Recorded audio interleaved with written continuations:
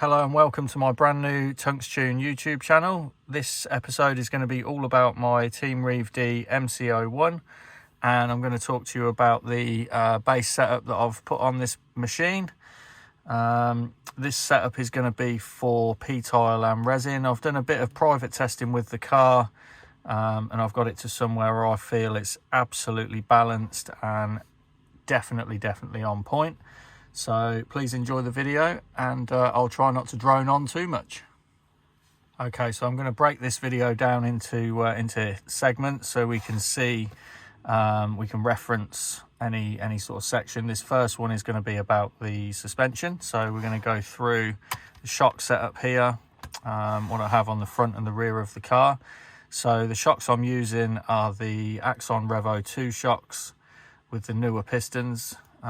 These things are super slick, absolutely beautiful shocks. I'm also running the vented top caps. So these are the Yokomo big bore top caps that have been vented to approximately 1.5 millimeters, which does away with any rebound. There's literally nothing there, which for a long time now I've been doing this with the big bore shocks anyway. I believe that we don't really need to use rebound for drift cars, especially on hard surfaces. So yeah, this is standard Revo shock O-rings inside there. Revo shaft that I've given a little bit of a tiny polish to, but they are so smooth and silky over anything else that I've used. So yeah, beautiful shocks. Let's get the old vernier and we'll do some measuring up. So right, okay, looks like it's zeroed. So this is where I'll measure my shocks from. So we've got about 44 mil. That is at ride height, or the reason for that is at ride height, the piston sits roughly in the middle of the shock body, which is it's just something that I've always done, and then I can tune the length of that. So you can see I've still got some thread there, so I can make it a little bit shorter if I want to. But I've always found that 44 mil seems to be the sweet spot with this size shock. So little tip for you. Now we'll discuss the ride height later, but I'll just measure between the top of the shock and the collar. So we're looking at 7.35 millimeters, which gives me my my ride height with my chosen spring. The ride height on the back of this car is 7 millimeters. So yeah, and then we've got the Reve D lower spring platform. This is just the zero version, so there's no raising or lowering of the spring on that. And then the spring that I'm using is the new hard surface spring that Reve D brought out last. Now these ones have the induction coil, or the travel inducing coil, however you want to say it. Now on this car, because it's reasonably light, I'm using the slimline shorty battery in this. The rear is below 800 grams, so I've gone for the black spring. And through on testing, I've found that to get the best balance from this setup on this car, I'm running the coils down, or the inducing coils down, which gives it, as it says on here, the movement is suppressed, stability is increased on low grip surfaces. I've tested this both ways through quite a few hundred laps, and definitely makes a difference, that induction coil there, or that tighter wound induction part. What I found from this is, as it says in the manual, this basically helps with the stopping power of the car. So the car tends to roll onto that camber, or onto the outside wheel, and it will stop where I need it to. So it's pretty clever stuff. Similar thing with the front ones. So also with these shocks, I'm running 150 weight oil all round at the moment. So there's very little damping. There's a bit there, more for lubrication than anything. The car isn't super bouncy when I'm driving it. It doesn't hop around everywhere. It's nice and stable, and lovely to drive with 150 in it. I've tried 250. It's a little bit tame. It doesn't feel as nimble. I suspect with 250 weight, I could probably run the thicker lipo and a little bit more weight in the chassis, and it'll probably be just as stable. So with this sort of weight, I think it's about I think it's 1140, something like that, without the body shell, so it's pretty light. On the front shocks, we've got the lower spring platform, which is +6, and then I decided I was going to run the lines upward on the front springs, purely because this is supposed to be the lower grip if you're running a high grip surface. But for me, this balanced the car quite well, having that inducing coil at the top. These should be pretty much the same as the rears in terms of length. So yeah, we're at 44 again. And then we'll measure the spring collar, which is about 8.4 on this. Yeah, I'll say 8.4 on that one, which gives me a front ride height of 10 millimeters. So we've got 10 on the front, 7 on the back. Chuck that back on there. One of the things that I wanted to talk about as well with the suspension setup is the lower arms, basically the position they're in, and what I do to keep the shocks level with the ground. So we've got some spaces in the top in the shock tower here, on this occasion, where I'm running the arms. I think I've got 8mm at the back and 3mm at the front, something like that, to achieve the caster setting that I've got, which then means that if I didn't do this with the shocks, if I didn't space the shock would be leaning back towards the rear of the tower, and that's when you start running into the piston will start hitting the side of the shock, things like that. So I like to keep them as straight as I can. So at the moment I've got, I think that's 2.5 and 3mm of space in there. So that's 5.5 in total, which keeps the shock nice and straight and level. On the rear, the arms are sitting pretty much in the middle, which basically means that I don't have to use any spacers top or bottom on these shocks. If I was to move the arm forward, then I'd space the bottom. If I was moving the arm back, I would space the top of the shock there, or the mounting position of it. Yeah, so that's pretty much the shocks taken care of. Okay, in section 2 we're going to talk about the rear setup of the car. So we're going to go first of all with the toe. These things they do actually confuse me quite a lot, but I have the little chart that explains everything, luckily. So these rear adjustable toe straps. Now on my car I'm running 1.2mm of toe, but because I have the shorter, they're ever so slightly shorter than the standard Yokomo arms. I'll give you the settings for those to get 1.2 in a moment. But to get 1.2 with these shorter arms, and also compensate for a little bit of the roll center change from moving these pins in, this is how I get 1.2 on this car. So I'm running the Team Suzuki rear drive shafts, which are 45mm. Had these way back from my CS car days. They've got like a little balancing weight in there along the shaft, which does actually seem to keep the shafts from vibrating, so that's a bonus. I had to go for 45mm shafts because they were bottoming out in the diff as the car was compressing at the back.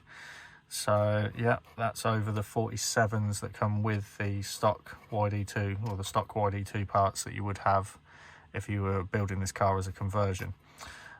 So with these rear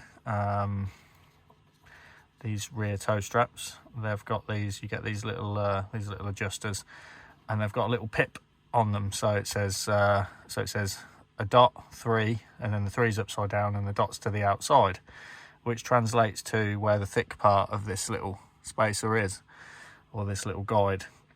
So currently on the E strap of the car, I have that set at 61.6. So the orientation of those dots is I have an upside down 3 and a dot, and then I have a dot and the right way. This is looking straight at the back of the toe strap as we are now, which gives me that 61.6mm. And the front, which is a D strap still, I've got that set at 60.4. And on that one we have a 5 with the dot to the outside, so it says dot 5, and then it's 5 dot, if that makes sense. which on the chart again gives me 60.4. So the difference between those two, it's 1.2 millimeters of toe in on that chart there. So that's what we're running. Now to get that with the standard setup, so you're running the standard arms on the rear of the YD2 and the standard rear shafts, you can get away with setting the E at 61.2 and the D at 59.6, which will give you 1.2 mil of toe. Again, not a problem at all, and you shouldn't have any issues with the shafts bottoming out with the standard arms. These are the shorter Reve D arms. The total track width on the back of the car is 192 millimeters. There's standard size hexes in there, so they're 5mm hexes. These are the standard Yokomo plus 6 wheels, which I keep cracking. Unfortunately, I think over time they go a little bit brittle. So I'm looking at putting something else on the car very soon. Yeah, so that's pretty much that. On the rear toe links, I'll pop the shocks out the way and you can have a look at those. So we're running the innermost lower hole on the gearbox end, and then we're running, if you can see the end of the ball end in there, so we're on, get a little pointy thing, we're running up in this hole here. So that's where my camber link is. So the revers are slightly pointing upwards, are offset. The camber stays pretty flat within the travel, to be fair, until the car rolls, and then it will roll onto the almost the center point of that tire, which gives it a nice glide or a nice slide. We're set up currently at 3 degrees of toe in, so you can see on the wear on this tire, we're pretty much wearing that flat spot there, which is where we want to be on 3 degrees. So I'll measure between the link so you can see that. So we have I believe that's a long ball end, and then I've got the one that normally sits at the end, the slimline ball end, and in between those the measurement is,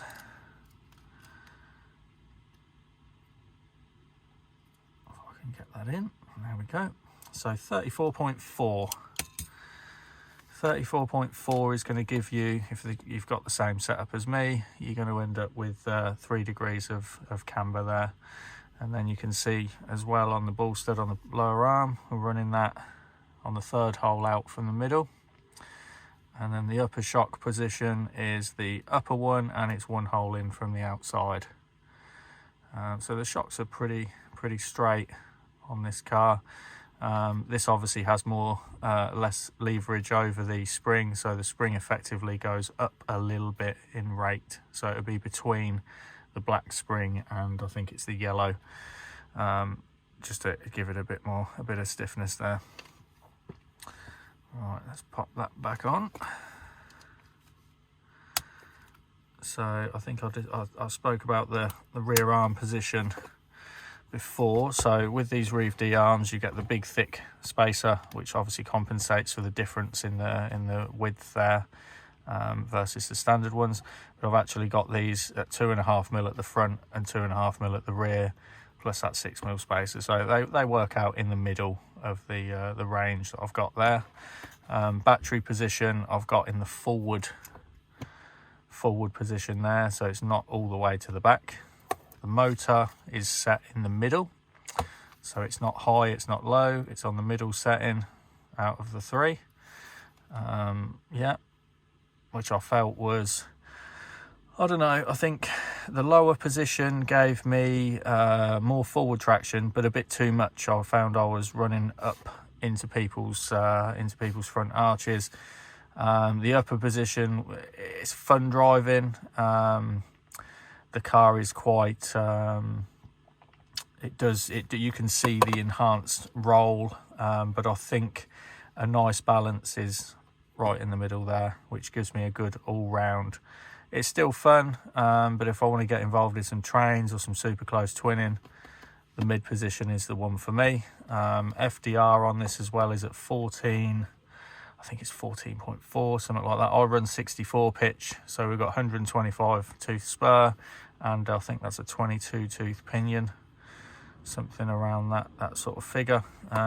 Again, this car's set up for hard surfaces, I'm running the 13.5 motor as well. I've got quite a bit of boost dialed in at the moment, which I'm going to tone off a little bit, I think. So I'm probably going to reduce the FDR to probably, I don't know, maybe 13, something like that. See if I can get away with using it a little bit less boost. The bottom end feeling of this is amazing, but I find I'm really screaming the hell out of the motor to get it to carry on with the slide if I'm not on the e-brake. So yeah, I think that's pretty much the rear end of the car. The diff is set with, it's only got one spider in it, so I've removed two of those small planetary gears and one of the bars, which is called a spider, and we're running, I think it's 3k in this one. So I have the aluminium single bar as an upgrade, and I also have plastic gears in the diff, which I find makes the action a little bit smoother. So it's not far off a reasonably tightened ball diff, but without the notchiness. You shouldn't really tighten up a ball diff too much because you end up breaking the thrust race and you'll end up with pits in the washers. The balls actually put pits in, and that's why you end up with a gritty feeling diff. A ball diff should never be over tightened. It's mainly there for a slip, and it should be nice and free. So yeah, I think we've covered the rear of the car completely now. I'm running the bearing set that I'm just about to bring out in the rear box and the rear hubs. Haven't got round to fitting the front hub bearings yet. I'm going to do my own line of pre-prepared pre-check bearings. So I'm going to check them all, prepare them all, lubricate them all, and they're all going to be ready to go and super free running, so you don't have to worry about any of that sort of stuff. Those will be available through RC Model Shop Direct very soon. We're also looking at doing a titanium screw kit for this car. So once I've finished counting them all up, we're going to start doing those as well. We've got a very good source for these, which are super strong. I've never snapped a head on one of these, and they will last multiple undos and tightens up, as it were. You'll also see on this car I've printed off my own, I've got like a little spur gear cover there. At the moment it's in clear. I might do it in black to match the car. It's got a little Tunks tune emblem, and these are actually T's in the outside. I've also done these little spaces at the front, so these are 9mm here, so I've done my own little Tunks tune spaces there, bit of lightweight stuff. Just getting into this 3D design and 3D printing malarkey, so we'll see where that leads me. Yeah, so I think I'll move on to the front end in a short while. Okay, so moving on to the front end of the car, I've obviously got the Reve D upper arm conversion kit for this, and I'm running the upper arms in the lower middle hole, and the front lower arms, I'll go back to my little pips for the toe straps. So in this occasion we have 5, but it's .5 and then it's 5 dot. So the first one is the right way up, the second one is upside down, the second 5. That basically puts the pins just ever so slightly offset in those toe straps, so they're a little bit wider than they would be in the middle on 0. I have played a little bit with inboard toe out on the front arms, which then as the car drops, the castor or the wheelbase decreases, but it's still something I'm experimenting with. I don't believe it gives the car any sort of extra handling characteristics or is a game changer, so I'll come back to that at another time, I think. So I'm running the Reve D front hubs, and we've got the kingpin is in the outer hole, which has still got a bit of KPI there, but it's not as big as or as large as that one there. Now I'll measure the upper arms for you. So these give me a total of, we'll get the camber gauge back out once I've zeroed that. So camber wise on the front, spin this round, I believe it's 9. So we have 9 degrees of camber On the front, it's roughly 1.5 degrees of toe per side out. So we've got 3 degrees of toe out in total. As you can see, the Ackerman's pretty set for a medium-sized track. I do run the thinner aluminium Reve D stoppers to stop the hub from over rotating on the lower arm. I have trimmed out the steering link a little bit here, running those Schumacher titanium turnbuckles in there as well. But you can see there's not a lot of this left. I've eaten right away into that, so the wheel absolutely clears that every time. And then we've got, I think that's 1.5 mil of spacers behind the slide rack specific ball end or ball stud in there. So that's 1.5 mil behind there. So the way I'm going to measure these, I'm going to pop one of the wheels off and we'll measure the upper and lower arm. And we'll measure where the lower arm is. Now the castor on this car is set to 10. I'll see if I can measure those bits there as well. So upper arm length, so I'm going to measure roughly from the middle of the pin to the middle of the ball stud, which is 50 millimeters thereabouts. I think it'd probably be safe to say, let's say 51 to be on the safe side. Let me just double check. Yeah, 51. It's directly in the middle of the nut. I've set the nut here flat just so I can make this measurement as accurate as I can. So the upper arm's 51, and the lower arm I'm going to go from the center of the pin or as near as I can, which I believe is around there, and that's going to be coming up at 58. So 58 millimeters, which is giving me that 9 degrees of camber at the top. So I'll measure the distance between, again, this is one of these flat ones. I went over to the smaller size ball ends on the top of the knuckle. They just run that little bit freer, and I've done the same on the bottom as well.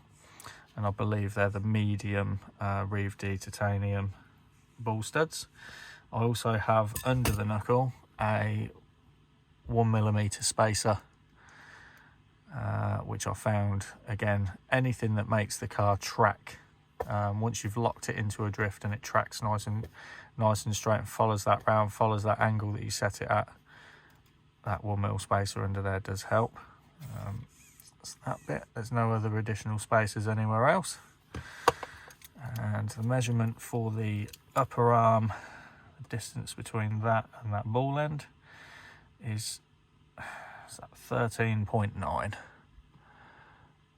If you can see that on the camera, 13.9 there.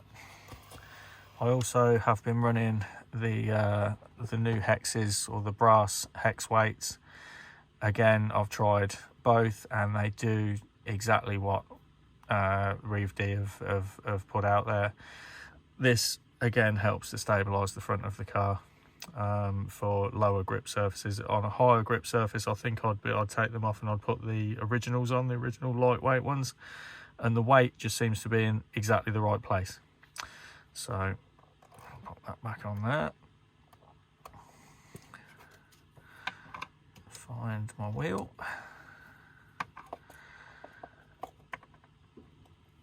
Front shock mounting, I'm running on the, I believe, the innermost hole on the lower arm. Yeah, innermost hole, and then the upper arm is in the center in the lower position, and I'm running the shorter top cap in the front and the longer top cap in the rear. I forgot to mention that. I think that's pretty much the front end sorted. There's not much more to set up on there.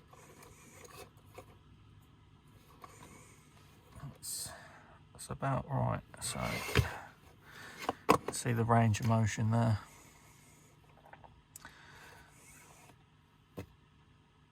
So it runs nice and free. Slide rack, I do You can shim these out. I like to run a tiny bit of up and down play in them, and the same with the ball ends. You can see I've got a little bit of play there. Tighter than that, and the car feels too, doesn't even feel direct. It just feels like it tram lines a little bit too much. You need a little bit of play in certain places, especially in the front. The rear, you want that as tight as you can get it, so everything's all shimmed up lovely. Yeah, that's pretty much my car. Any questions, please fire away at the end of the video. No, I'll try and answer them as best I can. I've just realised I have missed something, which is the rear toe strap has an extra 1mm spacer, so that's 2mm under the rear, and the front I think is standard and standard again. So yeah, so it's just the rear toe strap. I have an extra 1mm of kick-up spacer there, which pushes the car down, or helps to push the car down on acceleration on the initial grip point. So yeah, that's my baby. Hope you enjoyed the video, and again, any questions, please fire away.